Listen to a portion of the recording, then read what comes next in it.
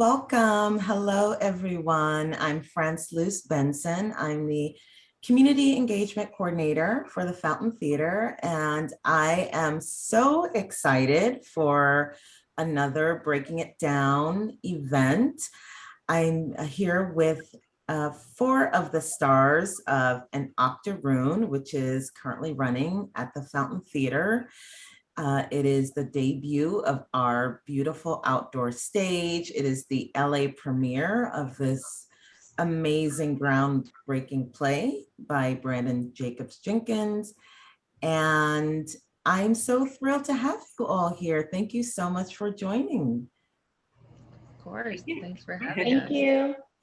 And I'd love to go around and have you each introduce yourselves and who you play. Some of you play multiple roles, and I think our audiences will be very surprised to see what you look like.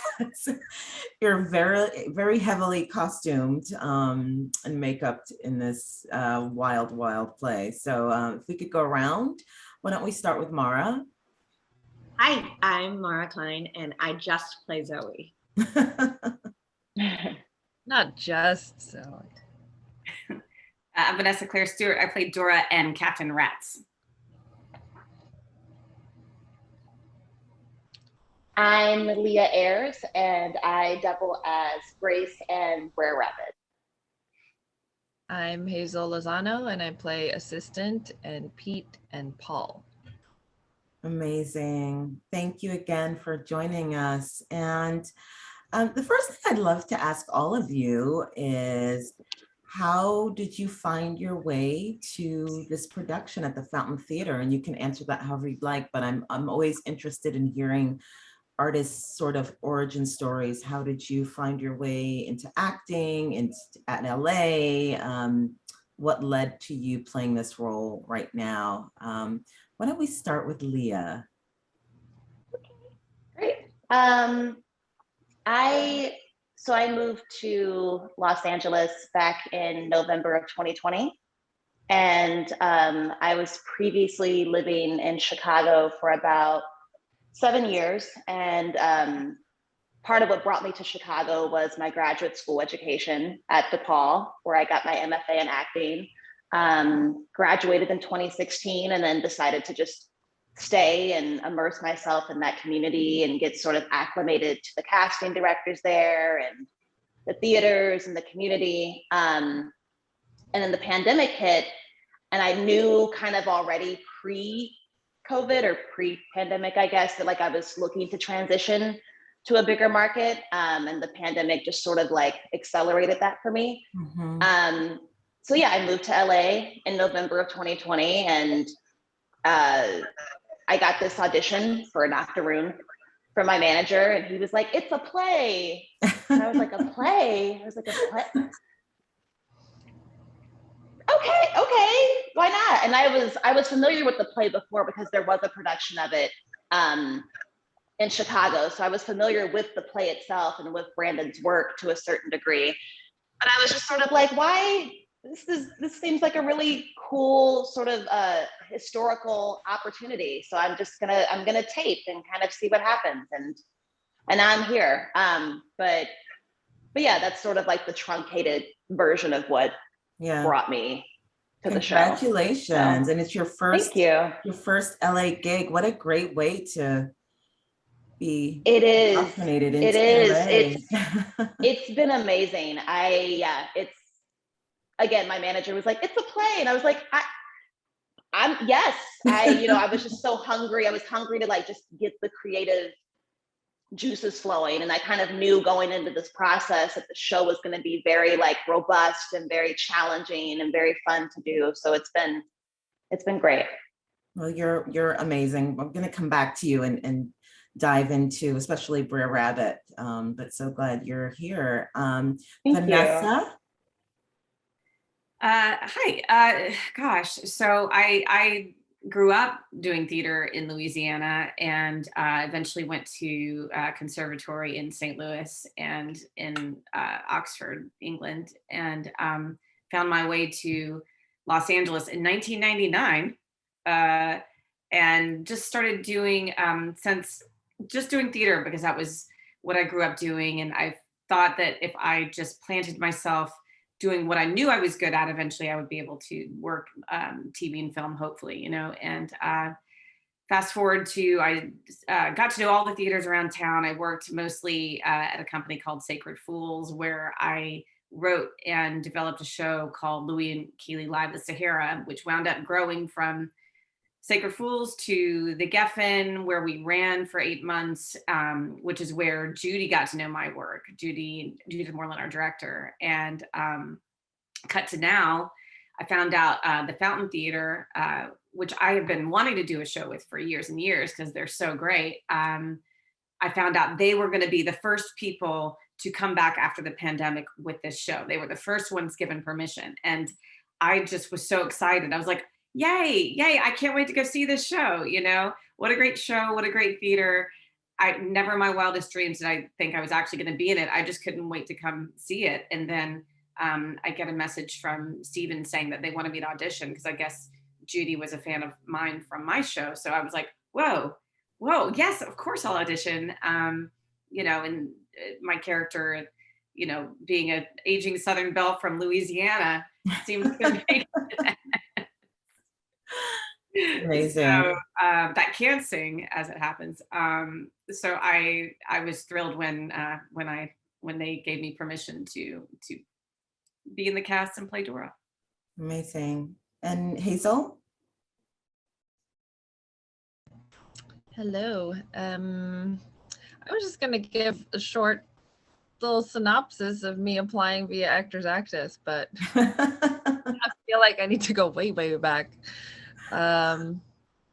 Yeah, so I moved to LA after my grad program at the University of Washington in Seattle in 2017. So it's been three years and some change. I moved here December 2017.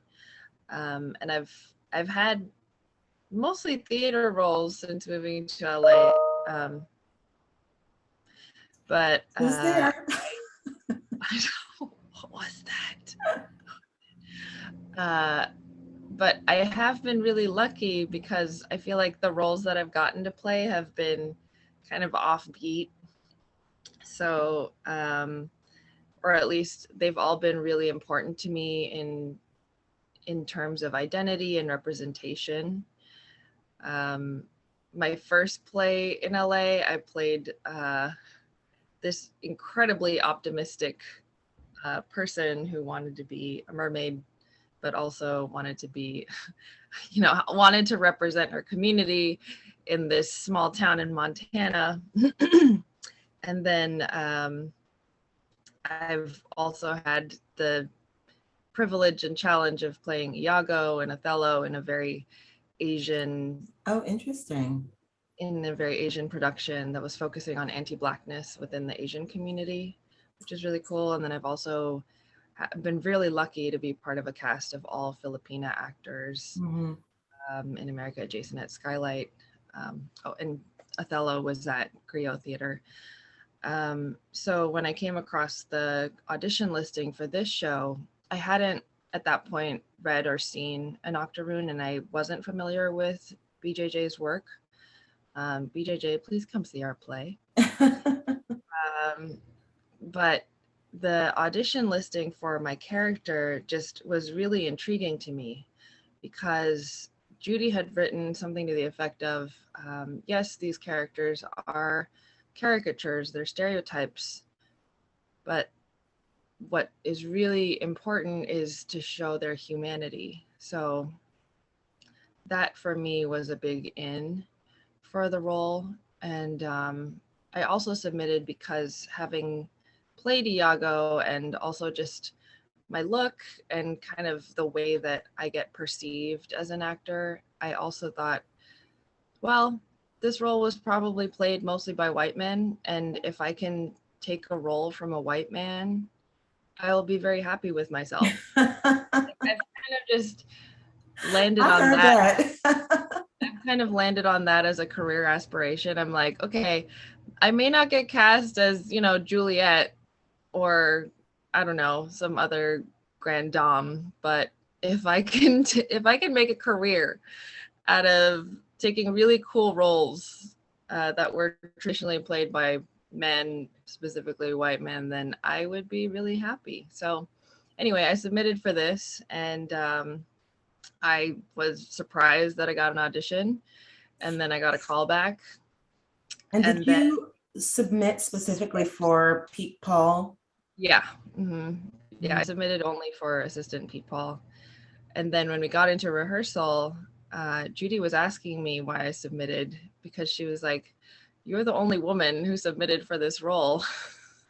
So that's not why she chose me, but it certainly caught her eye. And we've talked about the character since then. And the thing that she's appreciated, which again was the thing that drew me to even auditioning for this, was that I really wanted to make them human. I wanted to make Pete and Paul as human as possible. So it was a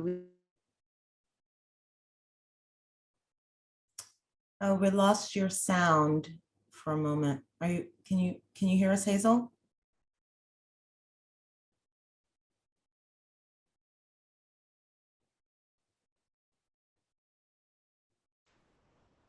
Did you say something? I can hear you now. Oh, we must have, maybe you froze. That's okay. Yeah, my audio just That's okay. I think we got the last thing you said. I want to jump to Mara, but then I want to come back and hear a little bit more about how you prepared for those roles. But Mara. Yeah, I've been out in LA a good decade. I moved here after graduating from New York, from NYU, undergrad. I never went to grad school, all you great actors. You And saved money. huh? You saved money. I saved money. But what's funny, so I moved to LA and I'm like, I'm doing film and TV because that's what you do in LA. In New York, you do theater. So I took a very long time in my time in LA to come back to theater, because I was just like, no, I'm doing the film and TV auditions, I'm doing all that. And then my heart just missed it, because that's what I was trained in and that's what I grew up on. And I just started seeing a lot of theater in town. And then I would say about somewhere between like 3 to 5 years ago was when I started auditioning for theater again. So I've worked at a couple of theaters as well. I've worked with Rob, who's in our cast, twice before this. And I've been a fan of the Fountain Theater for a good, well, since I started seeing theater, like 2 or 3 years. I've seen Matthew in many of their plays, and just always was really impressed with both the work they did and the stories they chose to tell. And I also saw a breakdown on Actors Access for this show, and I submitted for Zoe and Dora, expecting to get called in for Dora, because that was the white part in the show. And then I didn't. I got called in for Zoe, and I sent in a tape, and then I had a call back, and then I had a chemistry read with Matthew, and now here we are. So let me start with you. How did you prepare for the role of Zoe? What did you learn? Oh, so much. What did you learn about Zoe? What did you learn about yourself in playing this role? It's hard. It's very hard. It's a challenging play. I would say it's probably the most challenging thing I've actually done. I will tell you, when I first got the audition and then the audition sides for Zoe, I read it, and I'm not giving anything away. If you're watching this, you've probably seen the show. Spoilers. If you haven't seen the show yet, there will be spoilers in this interview. Spoilers. Go see the show first. Yeah. Yet. Huh? I have not seen the show yet. Hazel's our jokester. So my audition side was the slave speech. And one of them was that. And I remember reading it, getting the sides, and immediately feeling, I can't play this.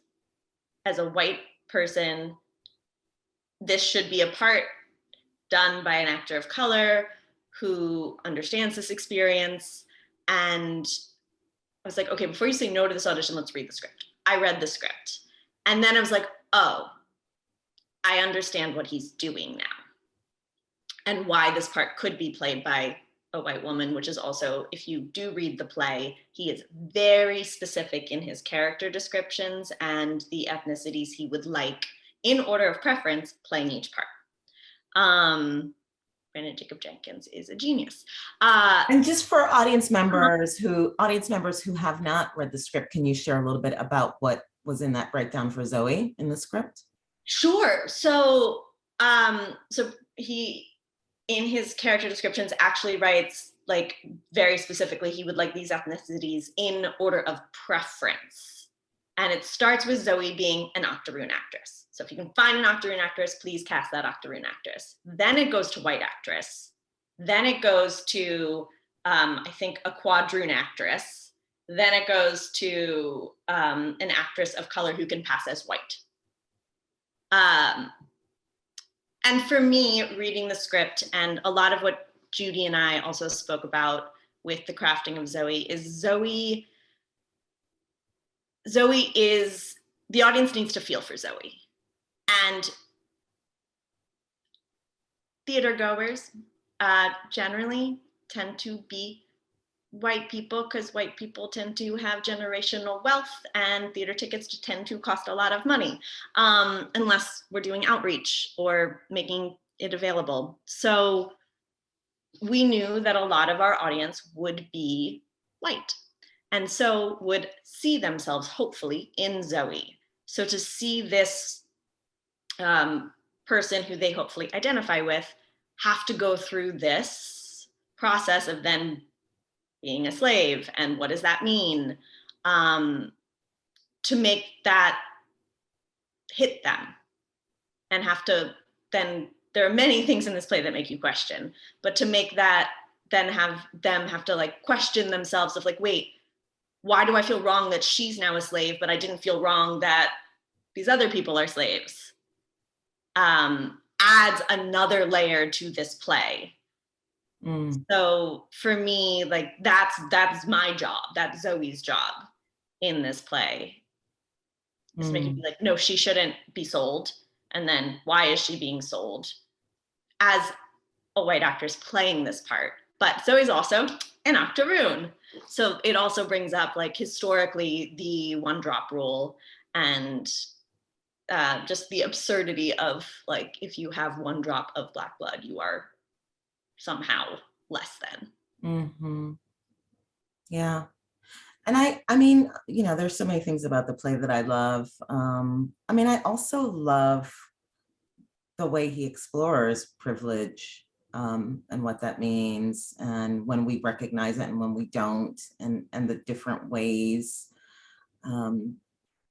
one is considered privileged. And I'm curious, you know, any of you, particularly Vanessa as Dora, and Mara, I mean, did you learn anything about what that word means, or what do you think the playwright was saying about that in these two roles? You know, this has been, you know, one of the scariest plays I've, you know, had to do, just because, you know, confronting my own, you know, unknown inherent bias, you know, throughout the process, which is necessary. I think, like, the first day of rehearsal, you know, I was like, oh, you guys, I hate having to say the N word, you know, and immediately Casey's like, well, I hated having to be called that growing up, you know, and I was like, well, yeah, okay.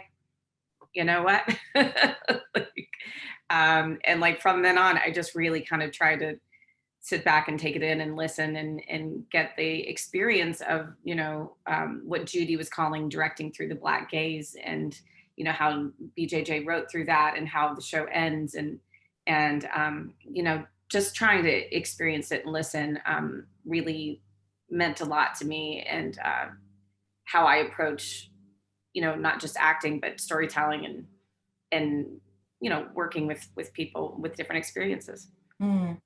And coming from Louisiana, does Dora remind you of anyone that you encountered growing up, or did it kind of make you think about your hometown in a different way?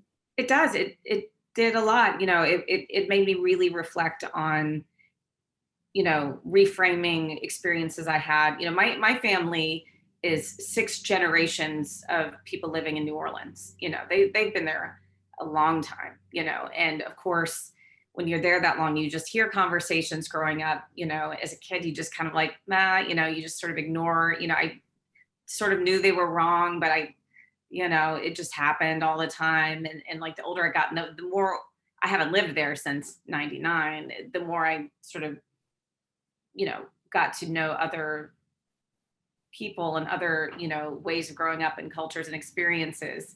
It's harder and harder for me to go back and be around that.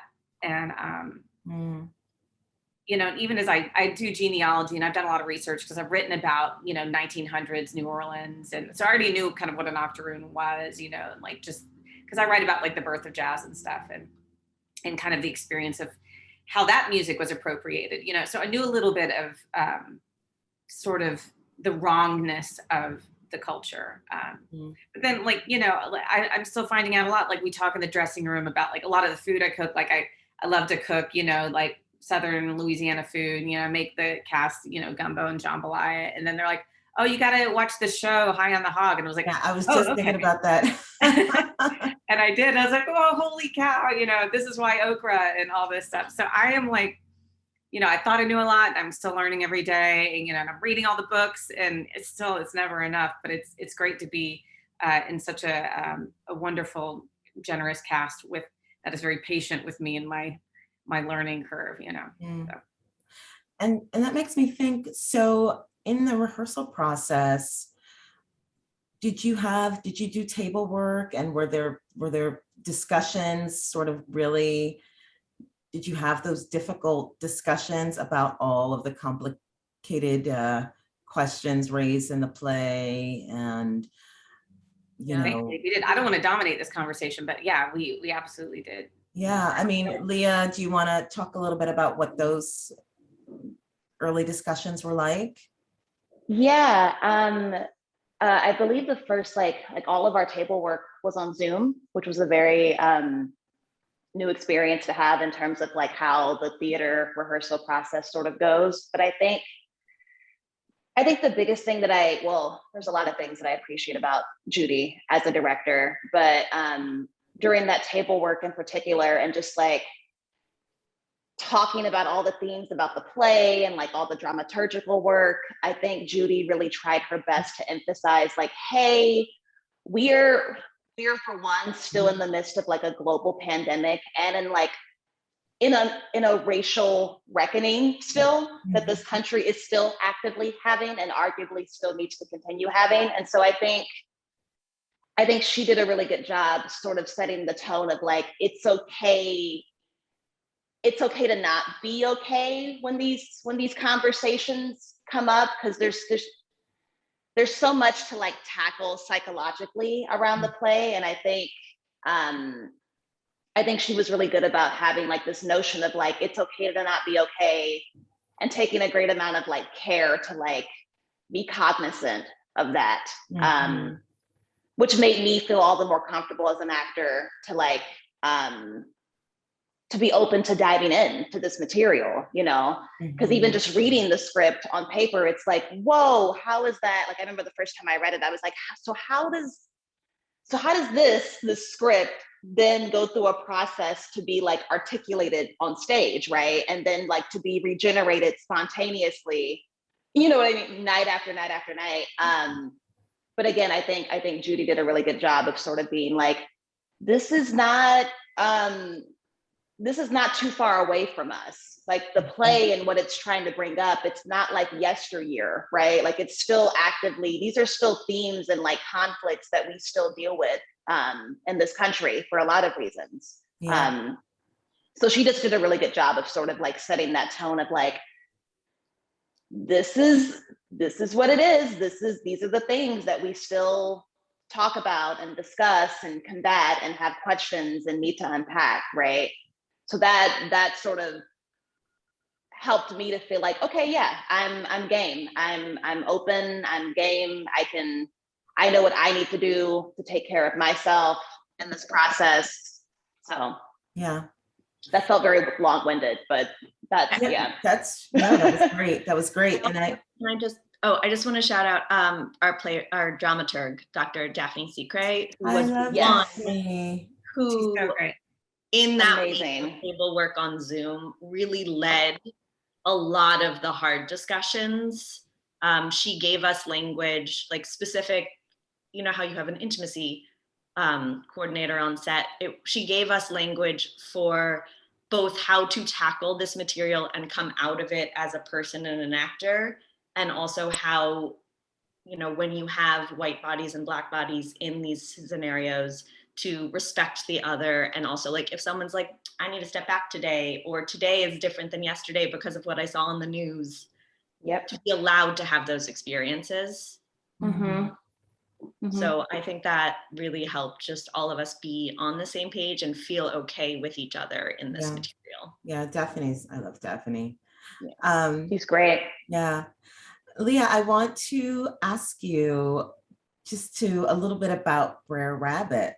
I mean, it's one of my favorite things about this play, and you did it so beautifully. Thank you.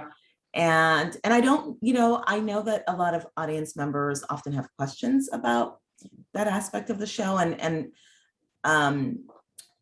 I suspect that a lot of audience members aren't familiar with the historical context behind Brer Rabbit. So I just wonder if you would share a little bit about how you approach the role, your research, and what the rabbit represents, as far as you're concerned.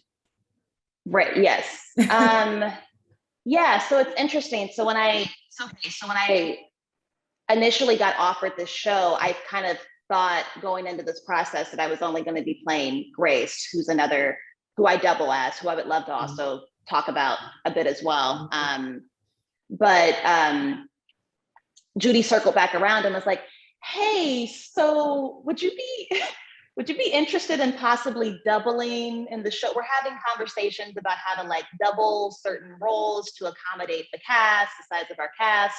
Would you be interested in playing Brer Rabbit?" And I was like, "Sure, okay." I'm like, I'll play. I'm game. So me going into this process, I didn't really have a clear understanding of who Brer Rabbit was, like historically or culturally. I had heard of Brer Rabbit before, only because I have a lot of actor friends who grew up in Texas and who grew up in the South who were like, "Oh yeah, there's like Brer Rabbit syrup that like my grandma or my mother would use." Like, "Oh yeah, I know like that figure," right?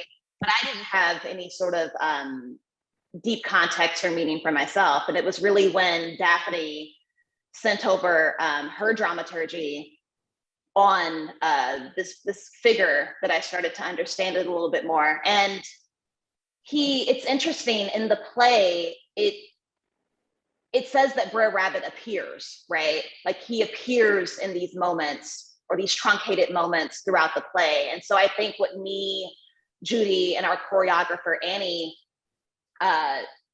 talked about was, okay, so how do we make Brer feel sort of tactile and sort of like off the page? How do we make Brer's appearances more than just appearances, right? And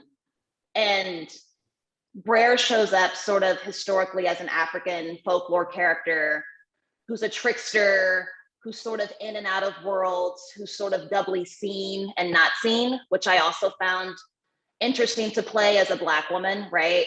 Sort of like what that means as well. And so for me, I think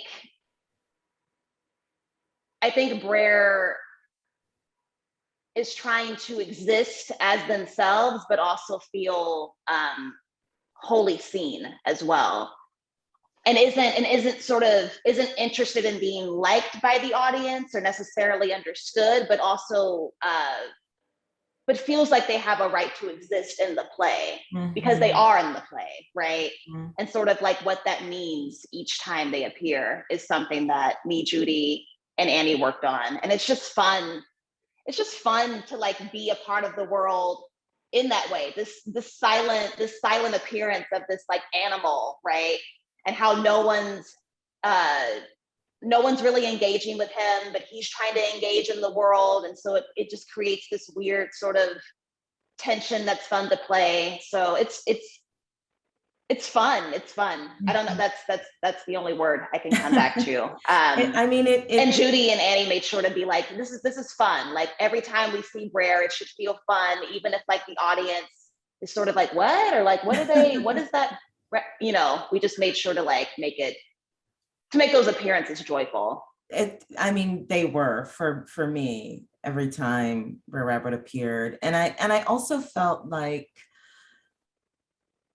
in some sense, because of the way it was choreographed, your presence on stage, that there was this sense of Brer Rabbit sort of manipulating some of the action around the play.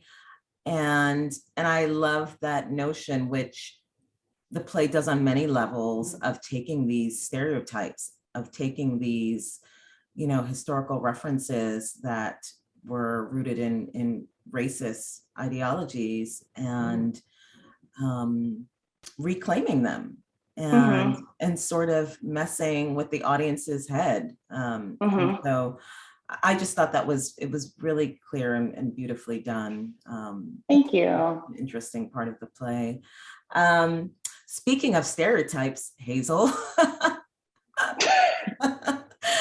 I would love to hear about, I mean, I imagine it must have been challenging, or maybe it was a fun challenge, but I would just love to hear your process and just your experience in bringing these roles, these very complicated roles that you play to life in this.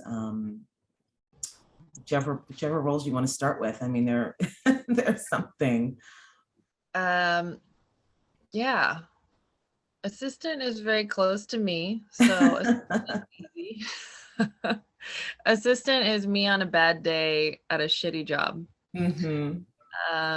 So that's pretty straightforward. Pete and Paul.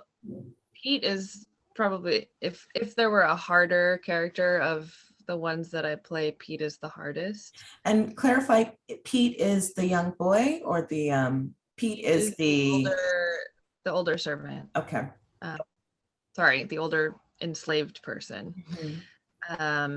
And Pete is interesting. We had ongoing conversations throughout rehearsal about the switch, because there is a very clear switch in the early part of the play where Pete comes out as a very normal African-American person and then transmogrifies into this racist caricature at the sight or the sound of the white people, the white folks coming into the room.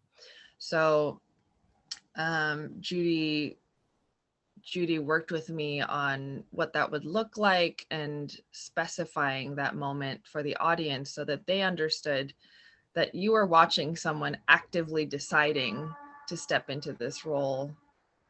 Well, I guess you're seeing different layers of that, because you're seeing me transform into the mask, and then you're seeing that mask further transforming into another mask for the purposes of the melodrama. So it was a really interesting challenge for me as an actor physically, because both of those roles, both Pete and Paul, became an exercise, and specifically Pete actually became an exercise in physical specificity. Because for me as an actor, I've had physical training and I've wanted to do comedy, but I could never really like put my like acting fingers on the thing. And somehow in this process, in this rehearsal, I think partly because it had been so long since I'd done any acting live because of the pandemic, and, you know, therapy, and also just the generosity that Judy brought to the rehearsal process, I felt very free coming in. So our very first rehearsal in person, I just decided to try stuff. And the character of Pete came into, I guess, solidified, not just through my conversation with Judy, but also, yes, Daphne's dramaturgy, Annie Yee's choreography. We had very specific conversations about the auction dance, and how that needed to be the real Pete being represented and really getting to shine. And also Naila's costuming. Like the cane actually really crystallized who Pete was for me.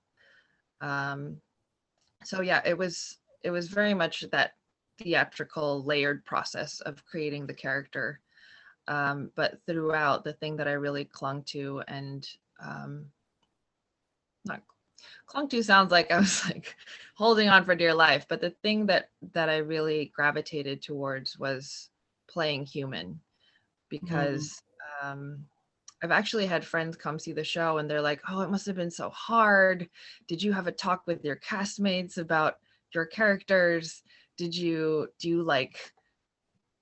essentially all to the point of like, do you feel bad playing these characters? And I don't, because for me, I trust, because I have not seen the show, so I have no idea what the audience experience is, but I'm trusting the process that Judy brought us through. It was such a deliberate and careful process that I feel, as long as I'm trusting that my characters are human, that I'm playing them as human as possible, even given the shape of the melodrama and the shape of the clown, that story is being told. And with Paul, I just love the joy that kids get to have, that kind of innocent, like, it's like this unending fountain of just optimism. So that's the piece of it that I fall into with Paul. I think that's the perfect way to describe what the performance was. I mean, it just, every time he was on stage, it was just like this joy that I appreciated so much, because particularly in stories where there are enslaved people, there is this focus on the pain and the struggle, and to see this character so full of joy. And it's an interesting, character-wise and even like performance-wise, it's an interesting dichotomy, because you have Paul, who's this like very, very joyful, innocent of all the things happening around him. And then you have Pete, who is actively engaging in that, right, on arguably the wrong side, but also understandably. So it's really interesting to flip between them. But obviously, as an actor, I don't engage in those conversations while I'm playing them. It's just interesting to step out of it and think, oh yeah, these are the layers that BJJ's worked into the play that, again, are why I want to see the show. Right. Yeah. We're almost out of time, and there's so much I still want to get into, but I do want to talk about just a little bit from all of you, what it was like performing live again after over a year. Was this all of your first time back performing live? What has it been like? What is it like to be in front of a live audience, especially with a play like this, where I imagine how we as an audience are responding are really important. I know as an actor, that's not what you're focused on, but you feed off that energy. So just what was the whole experience like? Any of you can jump in. being live, rehearsing live, being part of an ensemble again? Our first day of rehearsal, when we all saw each other in person after a couple weeks of only knowing each other through Zoom, we're like, that's what you look like? This is amazing, and like hugging each other. That felt so nice to be rehearsing in person again, for sure. Yes, it was so great seeing everyone in person. And even though we were masked off stage because of the COVID guidelines, it was just really, it was like an exhale. Just really cool to be in the space with everyone and then to play. Yeah. Yeah. Do you want to go, Leea? Oh no, yeah, I was just gonna say the act of just like the social aspect of being gathered is just so beautiful, after sort of like a year and some change of sort of being isolated and quarantined at home. It's just like, yeah, it is sort of like an exhale. It's like, oh my gosh, like people, we get to be in like, we get to share space and we get to share time and build and create something to be seen by other people live. Like it's been a really beautiful experience for sure. Yeah, I just echoing on that. Just like continually still walking to the stage, the dressing rooms. Yeah. So lucky and so grateful to be able to do this. And we were, I know we were the first in Los Angeles, but the first many places. So to get to fully embodied and act among a community as well of like artists who share your similar values. I felt so lucky just even in the rehearsal process, and then you bring an audience in and you get that collective experience and you hear laughter, you hear sighs, or just what you can't have this past year and a half at home when people are watching things all on their own, just that immediate collective experience. It's still getting every night. Yeah. Like they have like the pre-show announcement. You hear Casey's voice go, "And welcome to live theater," and everyone's like, "Yes!" Yay! The audience. Yeah, it's a very special experience to just have, and everyone after the show is like, "This is my first show back," and it's everyone's first show back. So it's a very special experience to be a part of. I was just in Massachusetts working on one of my shows live, and I know one of the things that I had missed so much during the pandemic that I appreciated was not only experiencing my play with an audience, but after the show, just seeing how they've changed, what they're sort of buzzing about or talking about. And on that note, I'd love to ask all of you, what do you hope audiences leave this play with? Whether it's what they leave feeling, thinking about, what they might have experienced. Do you even think about what you want an audience to get from what you've given them? I'm sorry. It's hard on Zoom to interrupt. You go ahead. No, please go. Go ahead, Vanessa. It does feel to me like there seem to be two different experiences. Depending on if you're a person of color or not watching this show, and I sense that our white friends that are watching and they're laughing at things and then they go, oh, wait, why was I laughing at this? And they really internalize and they process, and then they'll call me and they have questions, or they come to see it again, and then they get different things from it. And of the people that we've had walk out of the show at intermission, it's always white people. It's always, Oh, interesting. That's what I've noticed and encountered. I mean, I'm sure you guys have experiences to relate as well, but that's been my observation. Anyone else? Yeah, it's again, it's one thing. It's one thing reading the play and then rehearsing it and then presenting it and sort of I mean, I just think the play is so intelligent in the sense of like, there are moments where I'm like, how, you know, there are sort of moments where I'm like, how is an audience after a year and a half gonna like interpret this moment or interpret that one, or like what they hear, or like seeing this particular moment on stage. And I just think the play is so good at like reassuring me that like, I got you. Like the play has us in such a very particular way in that sense. Because for me, I was just sort of nervous in the sense of like, how are, you know, I'm playing an enslaved character, and there's just there's so many moving parts of this play. How is someone sitting through this for 2 hours watching it? And it's just, the play kind of catches itself over and over and over again. And I think for me, what I want people to take away from it is to not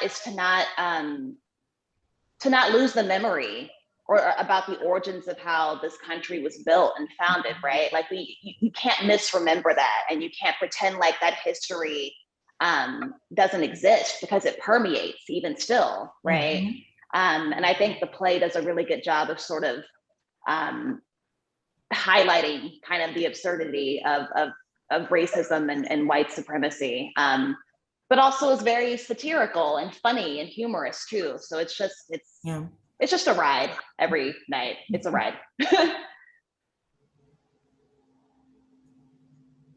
Hazel, did you want to jump in? Yeah, I would just love for the white folks in the audience to not leave. Yeah. I want you to leave with a full play. Yeah. Because I think that you're right, because if they miss the second act, they miss what the message is.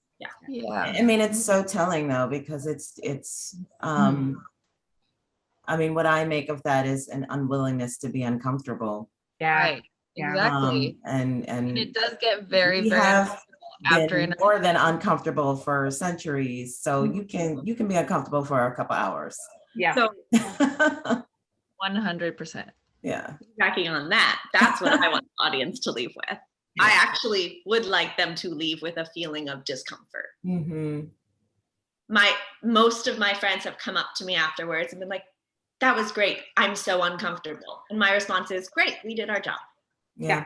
And then And then to allow this play, this is not the play you see and then you leave and you're like, cool, I'm done.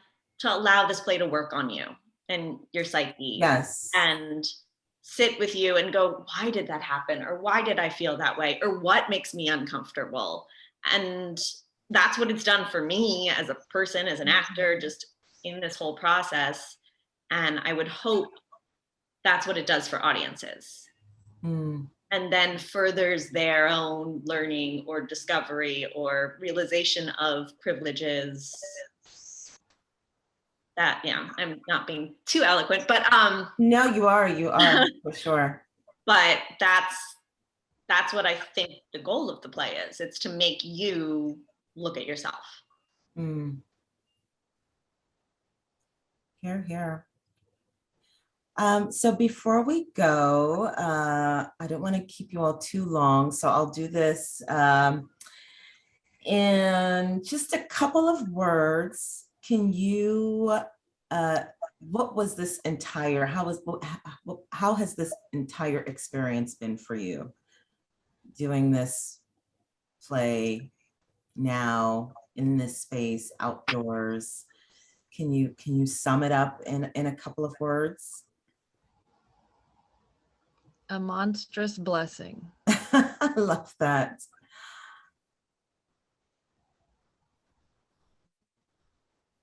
Rejuvenating comes to mind, like in a lot of different ways, but rejuvenating. For me, scary, but also healing. Yeah. Mm. Mm-hmm. Mm-hmm. Yeah. Like life affirming. Wow. Well, Can I just shout out Judy again, because this has just been such a great process, and we all we're a great cast. Like, we actually all get along. We love each other, which is so rare. And we all just really, I feel like our chemistry on stage as a group is really wonderful. And I can't say enough about how grateful I am to Judy for creating that space. Mhm. Yeah, I would agree. And they say, I think they're saying like 90% of directing is casting. So I think she knocked it out of the park. And it's been such a joy just chatting with you all. The chemistry on stage, I think, is real because it's just been lovely getting to know you all. You're all brilliant. Congratulations on the success of the show, the much deserved success, and wishing you much more success for the rest of the run. If you haven't seen the play yet, An Octoroon runs at the Fountain Theater through September 19th. Tickets are going fast. So if you have not booked your tickets yet, do it now. And there'll be more of these talks. We'll be talking with Judy, the director, and with the rest of the cast and design team. So please join us after you've seen the show if you haven't seen it yet. And thank you all again so much for making the time to chat with me. This was so great. Thank you. Thank you. Thank you so much. Thank you.